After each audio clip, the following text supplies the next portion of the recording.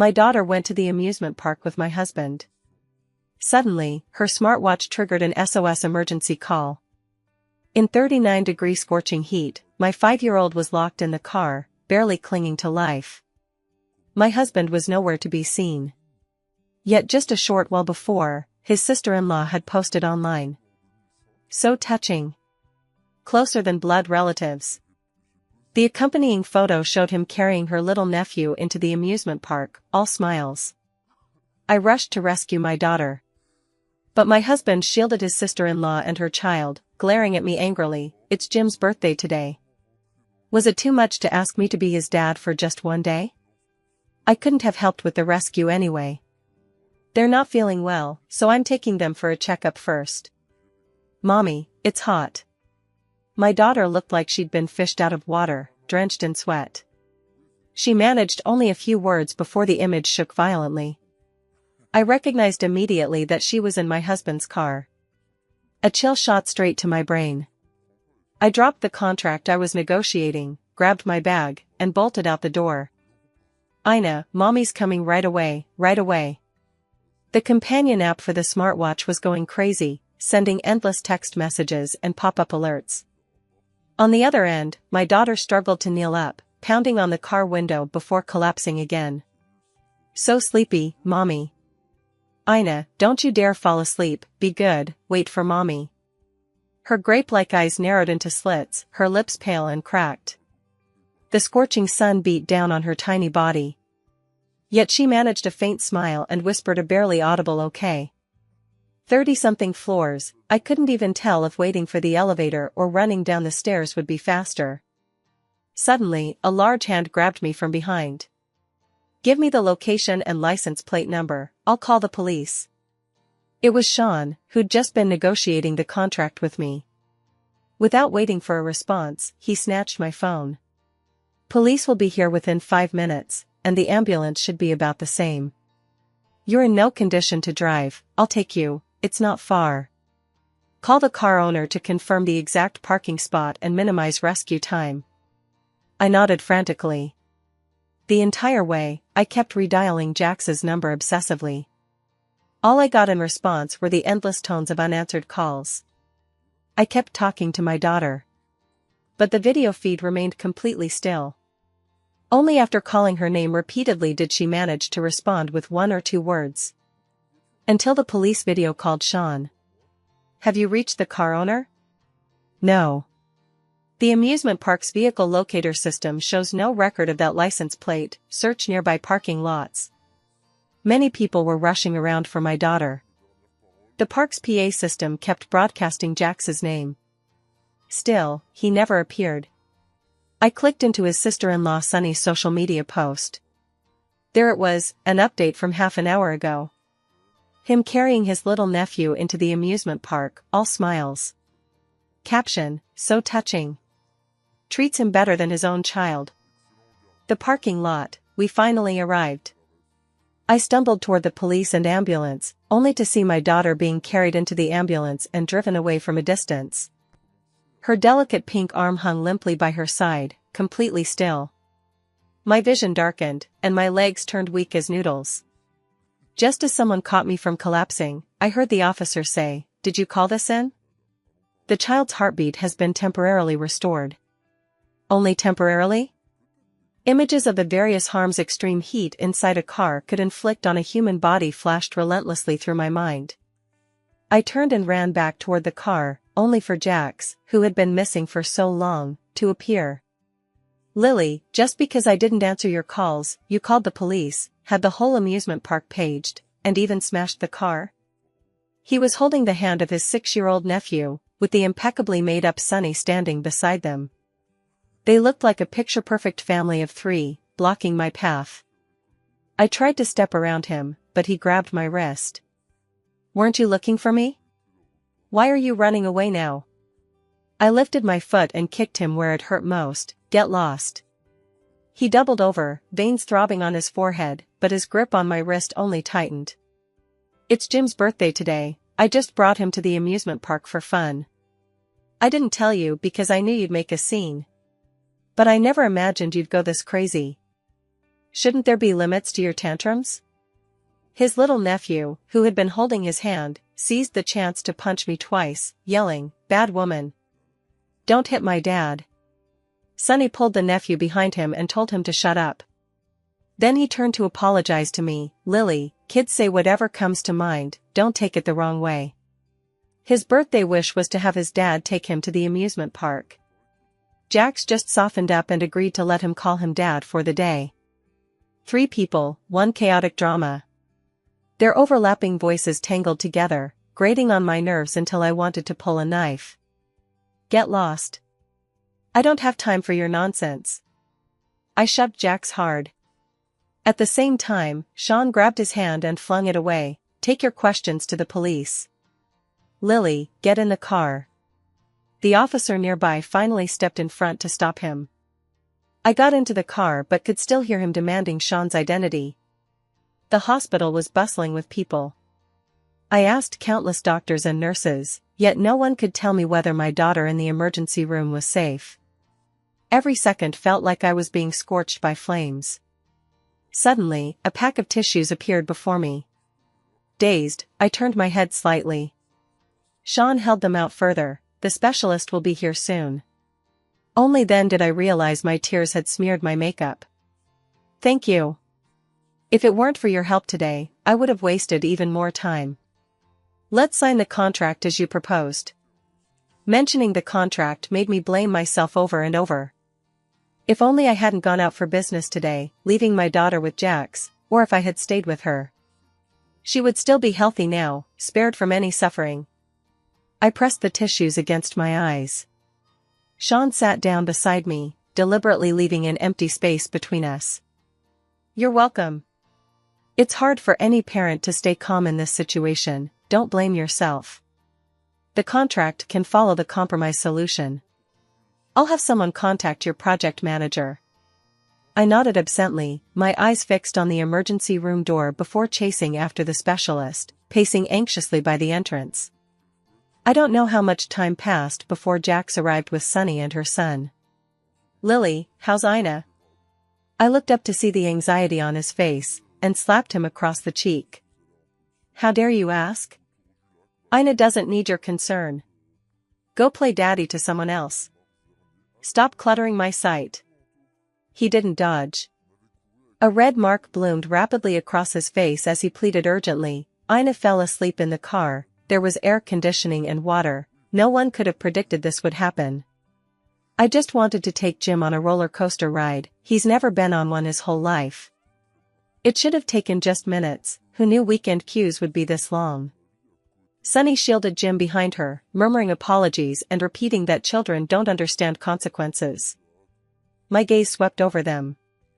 Jax lost his father early, and his mother passed away from illness just as he entered university, so his elder brother became like a father to him. His brother was a good man, highly respectable. When Jax told me he wanted to repay his brother properly, I fully supported it. Unfortunately, his brother passed away unexpectedly last year.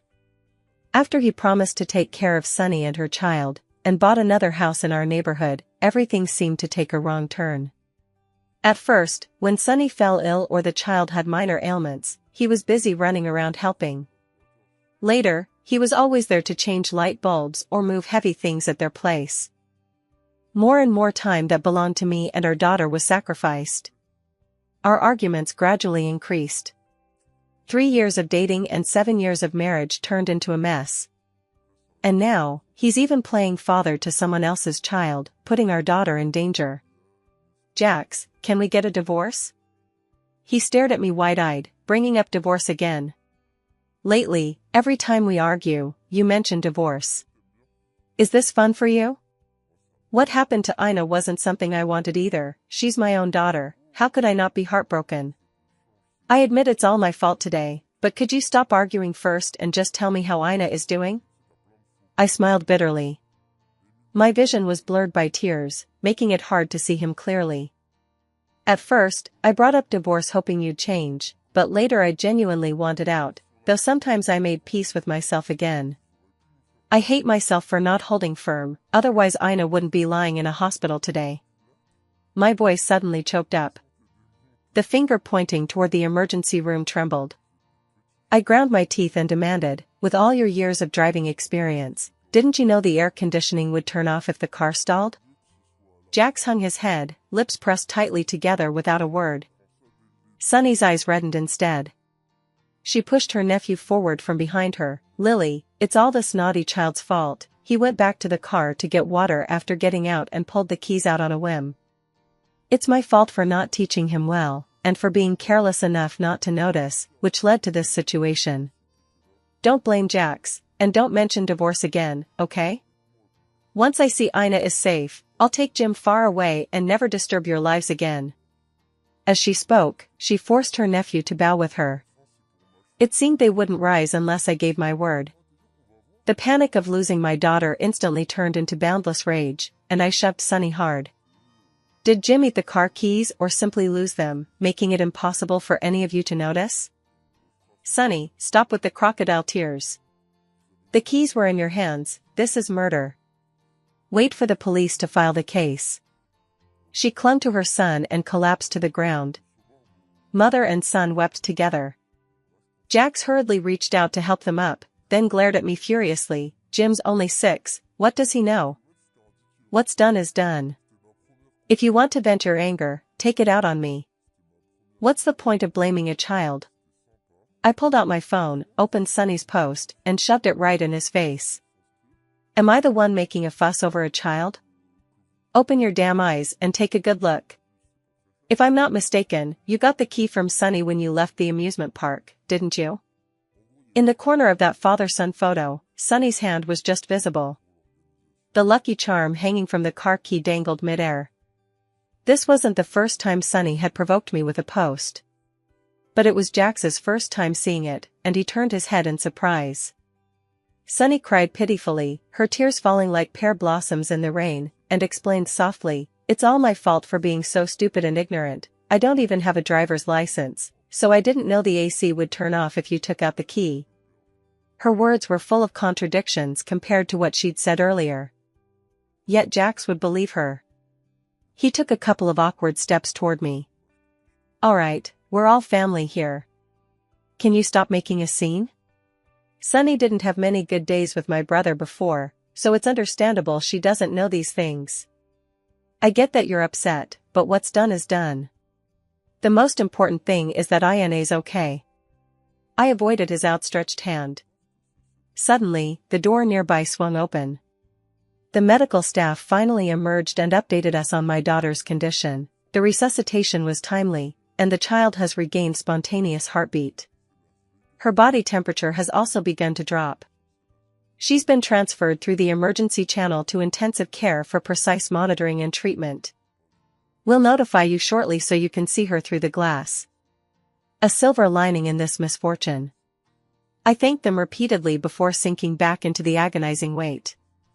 I watched coldly as Jax quietly persuaded Sunny to go home, citing concern for his hungry nephew. Sunny then fretted over his dinner arrangements, promising to bring food later that evening. I texted my lawyer, draft a divorce agreement for me as soon as possible. Sean, who had been keeping to himself, stood up and said, Lily, I have some connections with the director of this hospital. Feel free to call me if you need anything. I'll take my leave now. I was deeply grateful, but beyond thanks, words failed me. Jax suddenly darkened his expression and sneered at him, who the hell are you? Why are you meddling with my wife and child? Unfortunately, Sean didn't even spare him a glance, slipping one hand into his pocket as he walked away coolly. Then Jax darted in front of me, pointing at the retreating figure and shouting accusingly. Who is that man? Why does he look so familiar? You were with him this afternoon, and he stayed until now before leaving. Does he have some ulterior motive toward you?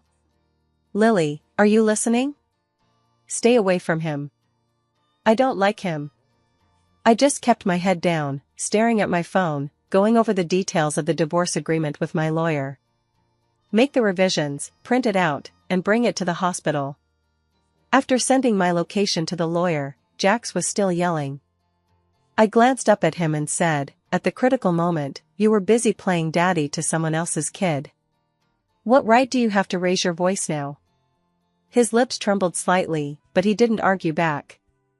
The clock ticked. Finally, the medical staff informed me I could see my daughter. Pressed against the ICU glass, I saw a tiny figure lying at the center of various connected machines. Just hours ago, she had been video calling me, bouncing with excitement as she said, "Mommy, Daddy's taking me to the amusement park, I'm so happy." But now, an ice cap covered her head for continuous cooling, her small face mostly obscured by an oxygen mask, her eyes tightly shut. I wanted to see her clearly, to go in and stay with her, but I couldn't. Soon, a nurse led me away, back to the waiting area. Jack suddenly sat beside me. "Lily, I'm sorry. I didn't know this would happen." I turned and lunged at him, clawing and hitting. Like a madwoman, I poured all my fear and rage onto him. "Jax. Lily, stop it." Sunny, holding a thermal lunchbox, pulled her son aside and shouted. I stood up and slapped her across the face. Snatching the thermal container, I hurled it at Jax. Jax, who hadn't resisted until now, suddenly jumped up to shield the mother and child. Raising his hand, he slapped me back. "Are you sober now? Lily, no matter how much you care for Ina, there's no need to vent your anger on everyone." I bit my lower lip until it bled. The metallic taste of blood spread in my mouth. Turning my head, I saw Jax examining Sunny's face before bending down to comfort his nephew. Meeting my gaze, Sunny clutched Jax's sleeve as tears streamed down her face. "Don't blame Lily. It's Jim and I who harmed Ina. She has every right to hit and scold me." I walked up to the lawyer who had just arrived. Taking the divorce papers, I thrust them before Jax. "Sign it. No one will disturb your happy family of 3 anymore." Jax furrowed his brows and locked eyes with me. "Are you serious? Fine. Don't regret it." He then snatched the agreement, signed it without even glancing at it, and flung it back at me. Sunny tugged at him, pleading, "Lily loves you so much, she wouldn't want a divorce. Just swallow your pride and apologize to her." He scoffed coldly, "If I give in to her again, she'll think she owns the sky. That nasty temper of hers needs to be tamed. If she doesn't learn her lesson this time, I won't forgive her." Suddenly, a nurse rushed over. "Ina's condition has taken a turn, she's in critical care now, it's urgent." I leaped up from the bench, only to collapse back onto it. Sunny let out a gasp. "Jim. Jax, Jim has fainted, what do we do?" Jax scooped up his nephew in panic. As he turned to leave, he shot me a hurried explanation. "Ina's in the ICU, there's nothing I can do here. I'll take Jim for a checkup and come right back." Before the words had even finished, he was already gone.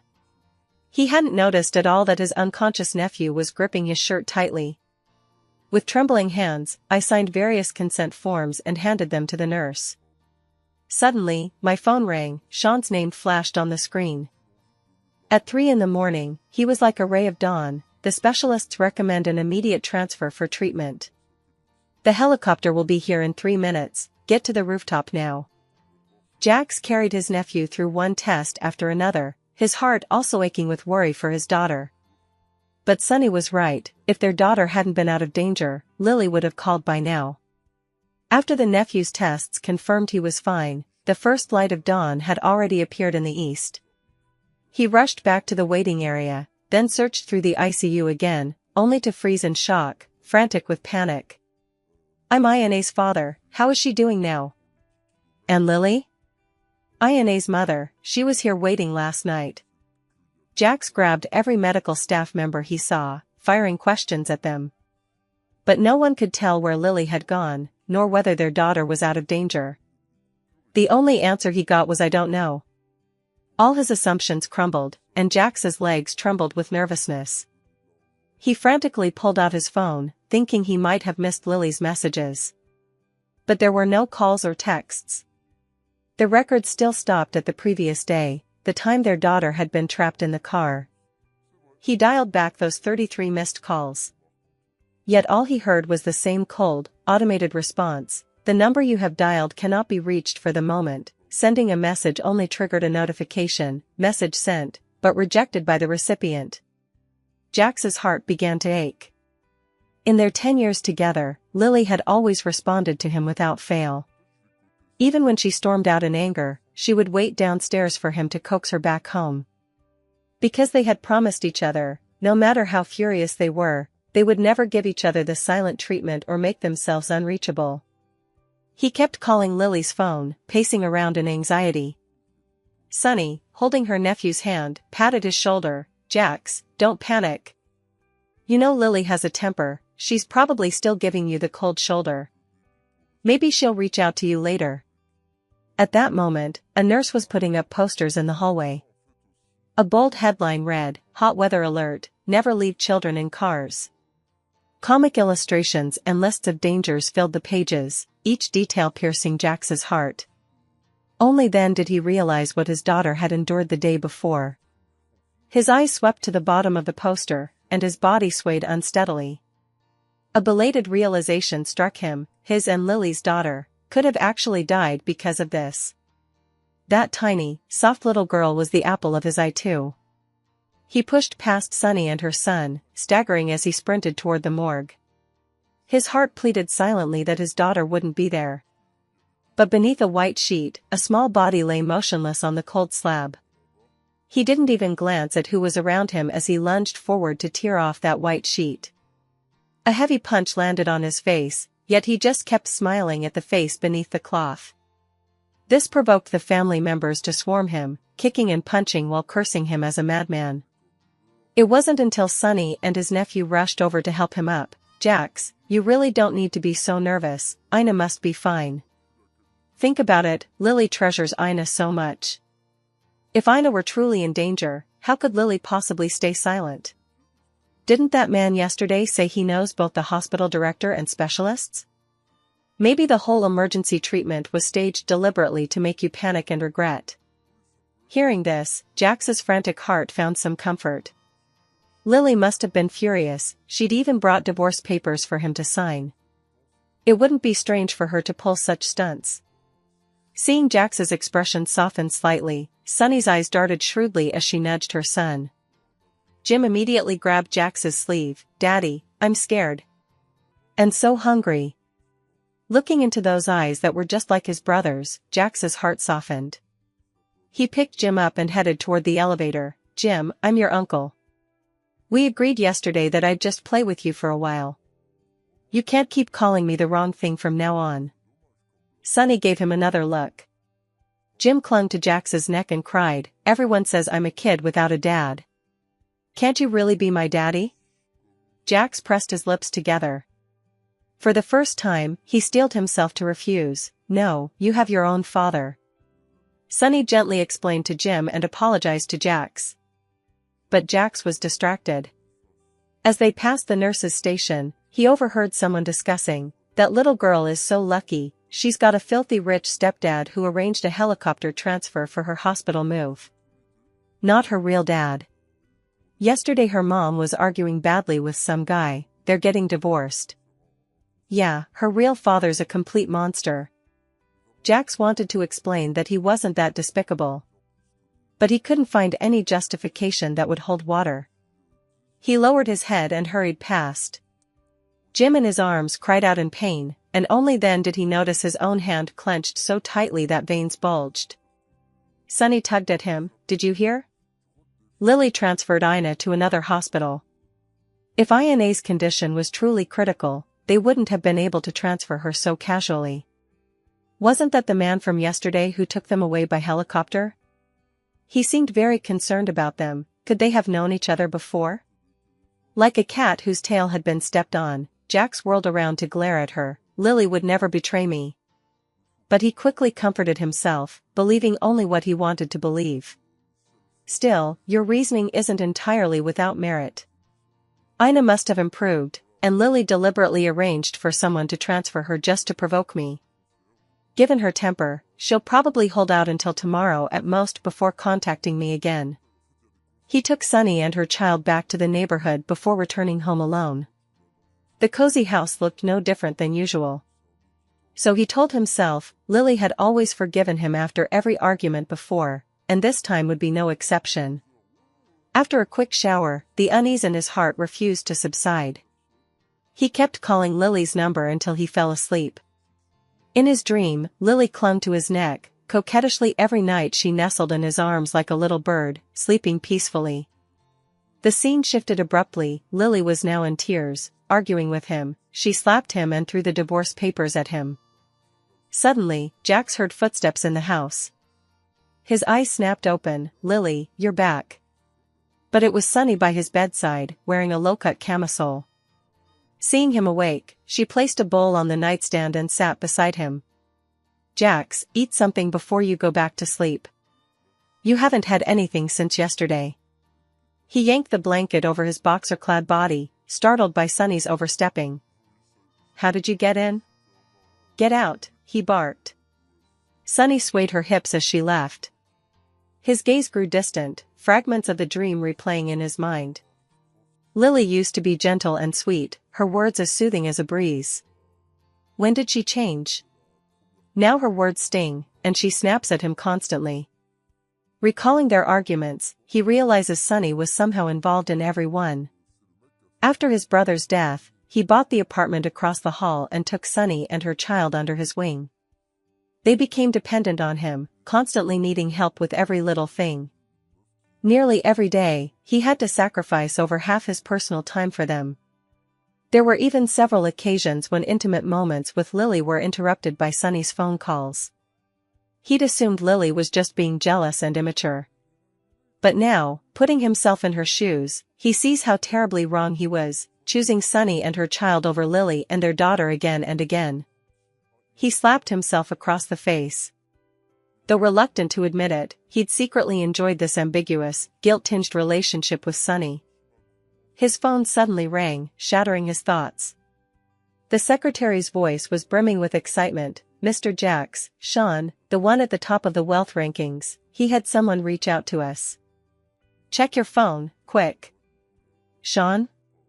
That flicker of familiarity from yesterday finally clicked in Jax's mind. So, it was Sean who had taken Lily and his daughter. The very man he had repeatedly sought meetings with, only to scrape up business from the crumbs left in his wake. How could Jax possibly compete if someone like that took Lily under his wing? But the moment the thought surfaced, he immediately dismissed it.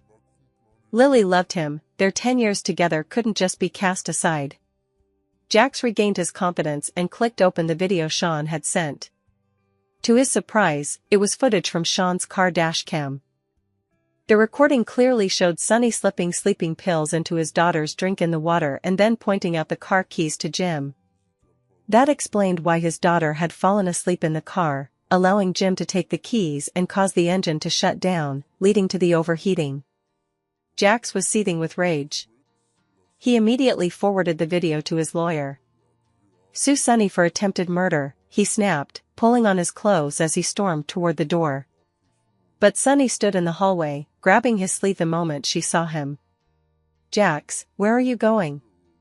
Jim and I are so worried about you." "Did Lily contact you?" Sunny asked aloud, though inwardly she cursed Lily to hell. That woman just wouldn't disappear, clinging to Jax even when her daughter was dying. She was the one who truly loved Jax, the only one who understood him. Lily wasn't even fit to be his wife. But the next second, Jax shoved her away. A sharp slap sent her sprawling to the floor. "Cut the fake concern. I took you and your son in out of respect for my brother, but you've gone too far, hurting Lily and Ina over and over. You'll spend the rest of your life behind bars." "And your son?" "I'm sending him to an orphanage." Sunny stared at him in disbelief. Just then, Jim rushed out from across the hall, clinging to Jax's leg and sobbing, "Uncle, are you abandoning me and Mom?" He pushed away the hand on his leg and said coldly, "You and your son should know exactly what you did yesterday. The bond between me and my brother has been exhausted by you." Sunny suddenly laughed again. "Jax, who are you trying to fool with this act of righteousness now? Don't you remember licking me when you were drunk, burying your face in my chest when you were depressed? Everything but going all the way. You've already done all the things you shouldn't have with me behind Lily's back. What's wrong with me wanting to drive Lily and her daughter away and have you be a father to my son?" Disgusting images flashed through Jax's mind. He couldn't bear to face them. Furious and humiliated, he kicked Sunny away and ran. But her shrill voice chased after him, "Jax, Lily must have given up on you by now. The man who's taking her in is 1,000 times better than you, why would she ever choose you again?" He ran as fast as he could, desperately comforting himself. Lily was just angry, just trying to make him taste what it felt like to lose her.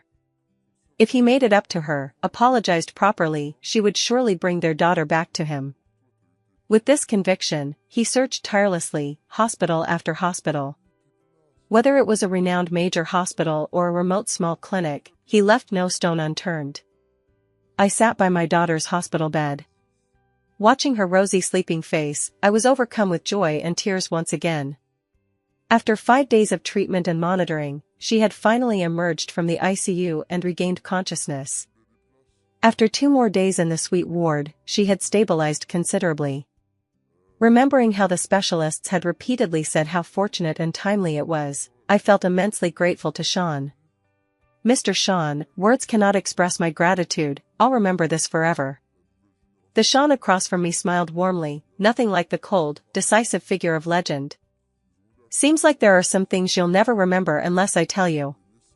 His eyes seemed to hold countless emotions, making me afraid to look any longer. These past days, he had helped care for and accompany my daughter. He draped clothes over me at night and brought me varied meals at every turn. I've been restraining myself from thinking elsewhere. Now, it seems some balance is about to be broken, and I'm very nervous. He suddenly grabbed my shoulders, forcing me to meet his gaze. "Lily, Pear, do you remember Blaze?" Sunlight crept into the ward, climbing onto the lower half of his face like a mask. The chiseled contours gradually awakened those distant memories in me. In high school, I was obsessed with motorcycles. In college, I went even crazier, participating in all kinds of races, whether mainstream or not, and gave myself the nickname Pear. But there was a legend in the scene called Blaze that always loomed over me.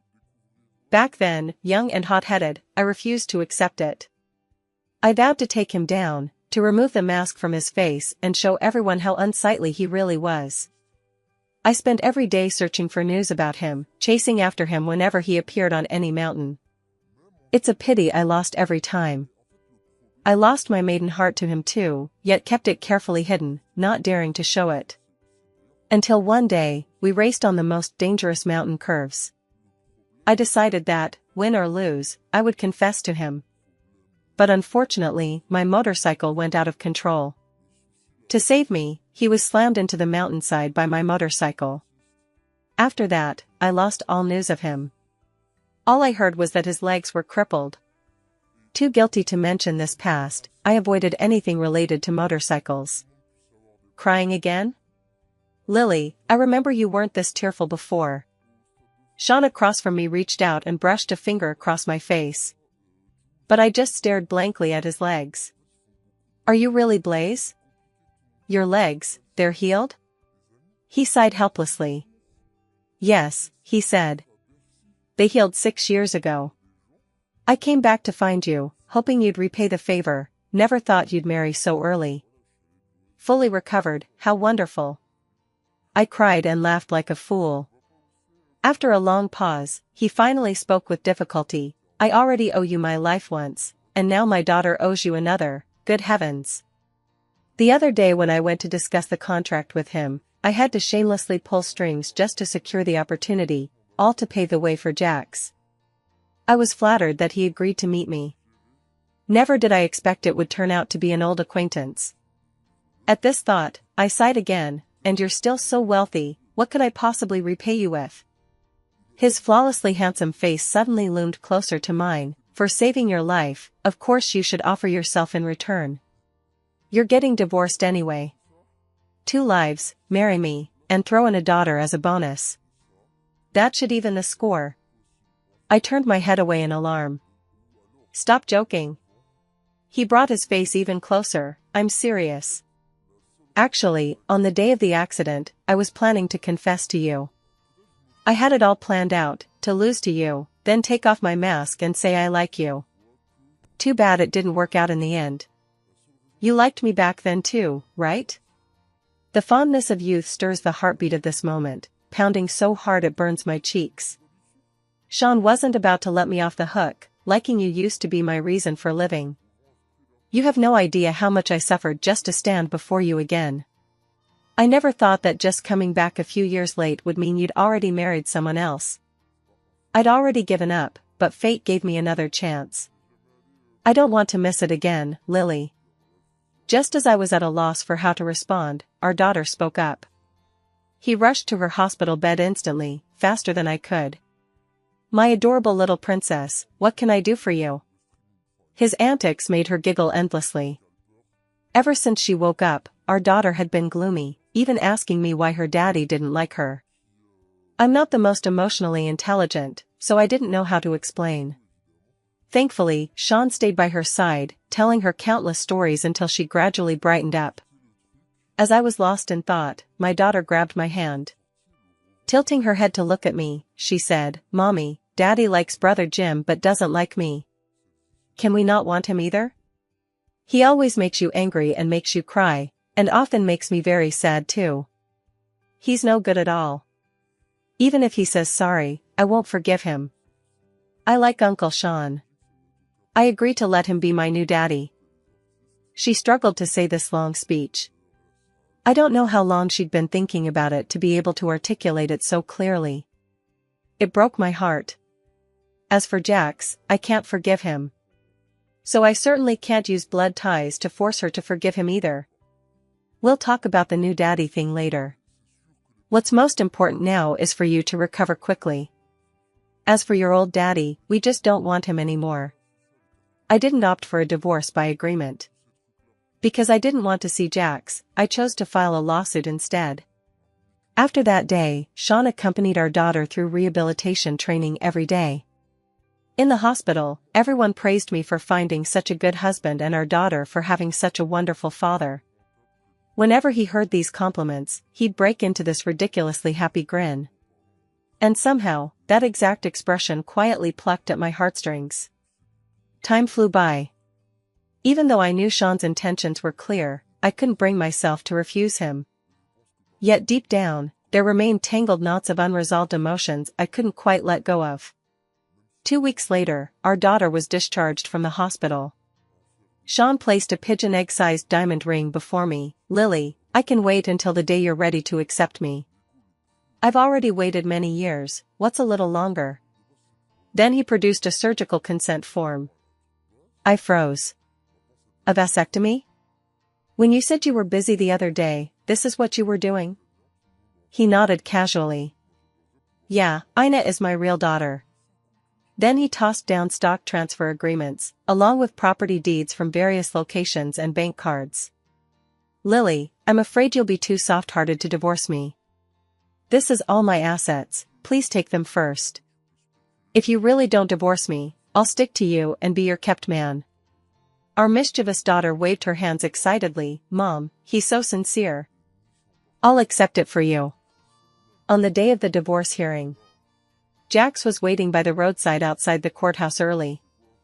"Lily, let's go home, okay? Everything at home remains the same. I know you still have feelings for me. I've already sued Sunny, the trial will be soon, and she'll get the punishment she deserves. No one will ever come between our marriage again. I'll also work hard to be a good father and husband, to make up for what I owe you and our daughter."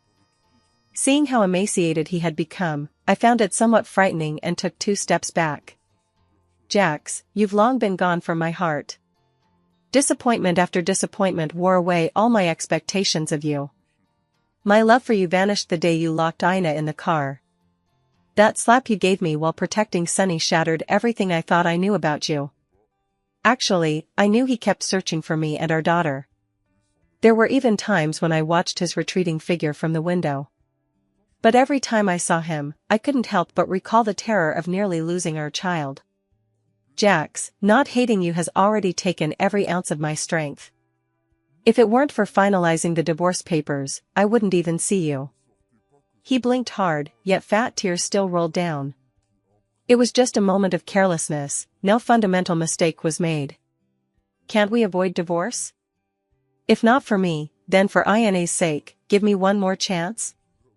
Before I could respond, our daughter approached in Sean's arms. No. No forgiveness, she declared, then planted a kiss on Sean's cheek as if seeking approval. Right, Daddy? Sean nodded vigorously, chiming in with agreement and showering her with praise. Jax forgot to even cry. His lips moved soundlessly for a long moment before he finally managed a stunned question. Ina, what did you just call him? Our daughter beamed. I called him Daddy. You can go be Jim's daddy instead. No matter how I called for you, you never came to save me. Then I'll find myself a new dad, a good dad who won't lock me in the car, a dad who'll come rescue me. The little one spoke slowly, thinking as he talked. Jax turned his head and asked me again, this is the real reason you divorced me, isn't it? You've been having an affair with him all along. I sneered coldly, not at all. Our relationship is completely clean, much cleaner than yours with Sunny. Besides, he and Ina are just close, that's why they seem even closer than blood relatives. Each boomerang of words struck him one after another. Finally, he felt the pain. But I couldn't be bothered with him anymore. The capital injections I'd given his company, the business connections I'd smoothed out for him, all had been severed. Sean had also made it clear he'd suppress him. His funding chain had long since broken. And my company, seizing the opportunity, had devoured all his business, without him even realizing it. How ridiculous. After a full decade together, from falling in love till now, neither he nor I ever truly knew each other. Jax, the trial is about to start. Let's go in. I tossed out the words and turned toward the courthouse.